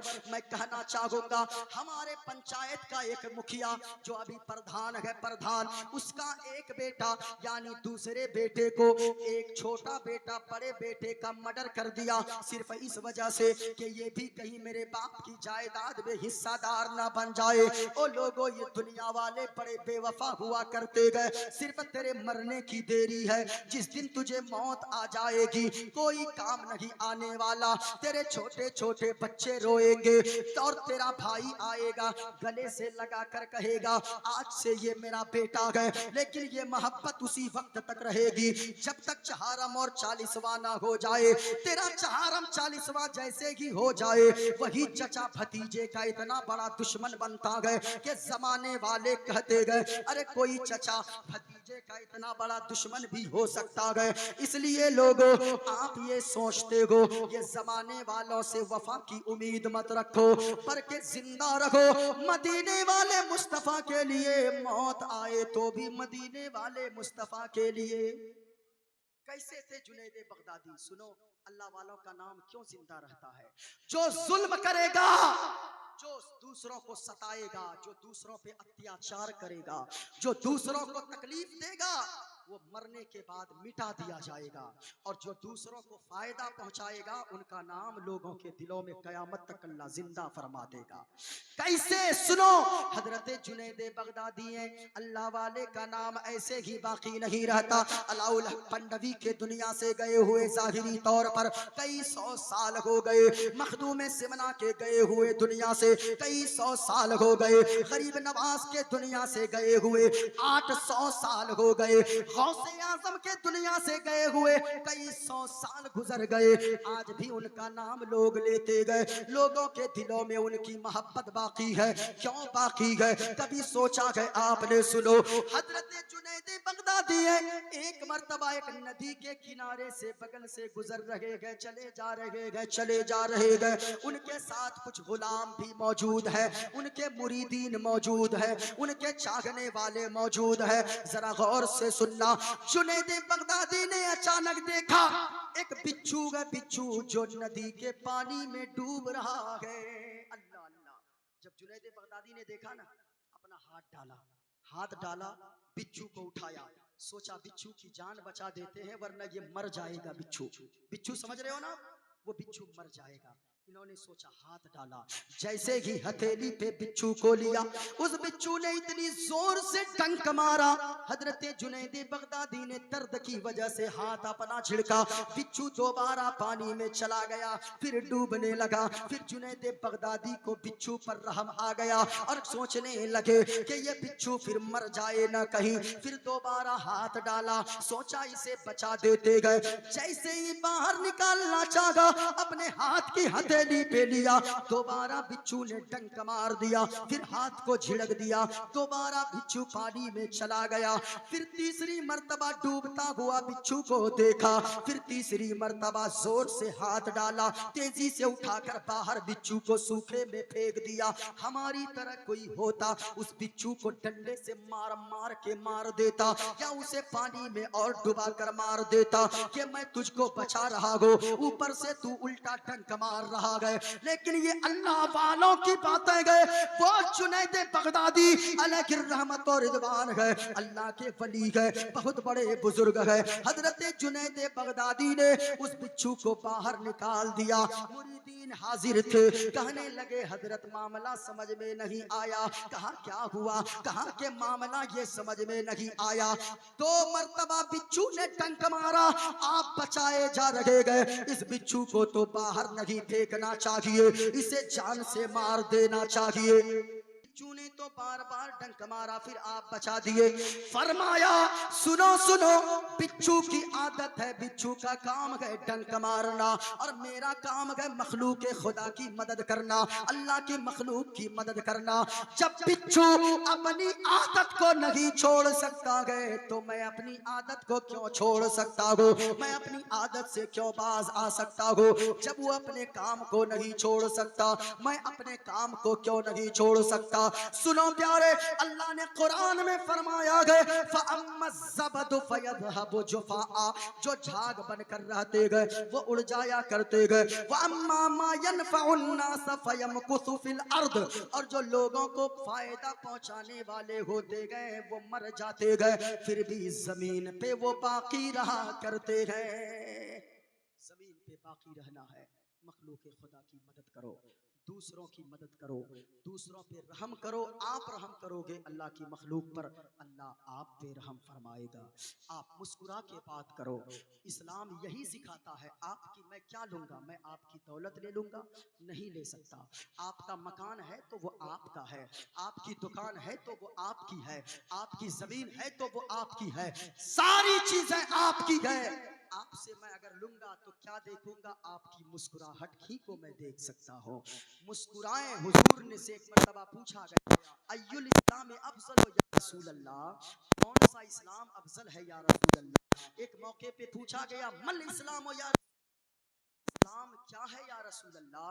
हुजूर ने फरमाया, तीबुल कलामी व तुतइमुत ताम, मीठी बातें बोलना, अच्छी बातें बोलना और गरीबों को, मिस्कीनों को, भूखों को खाना खिलाना, ये असल में इस्लाम है। अल्लाह अकबर। मीठी बातें किया करो।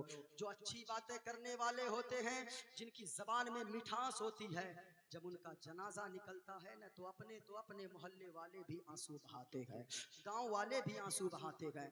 और जिनकी जबान में कड़वाहट होती है, जब भी बोलता है गंदा ही बोलता है, जब भी बोलता है कड़वी बातें ही बोलता है, जब भी बोलता है इख्तिलाफी बातें ही बोलता है।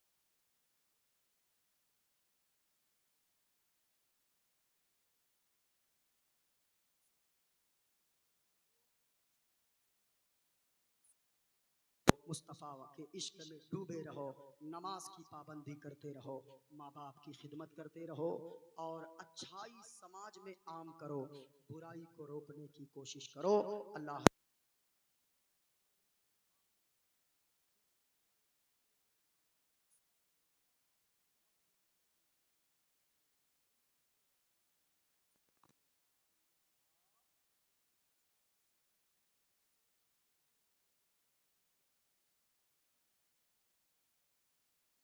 का मैल गुनाह का जो लगता है, दिल के मैल को, ये ला इलाहा इल्लल्लाह जब आप जिक्र करोगे आपका सीना साफ हो जाएगा। पढ़ो पूरा मजमा, ला इलाहा इल्लल्लाह मुहम्मदुर रसूलुल्लाह सल्लल्लाहु अलैहि वसल्लम। जिंदगी मिली है मुस्तफ़ा के लिए। आप नमाज पढ़ो। बेनमाजी याद रखिएगा उनकी और कोई इबादत कबूल नहीं होती। नमाज अहमुल इबादात है, अफजलुल इबादात है। सबसे पहली इबादत आपको करनी है, नमाज पढ़नी है। नमाज पढ़ो, माँ बाप की खिदमत करो।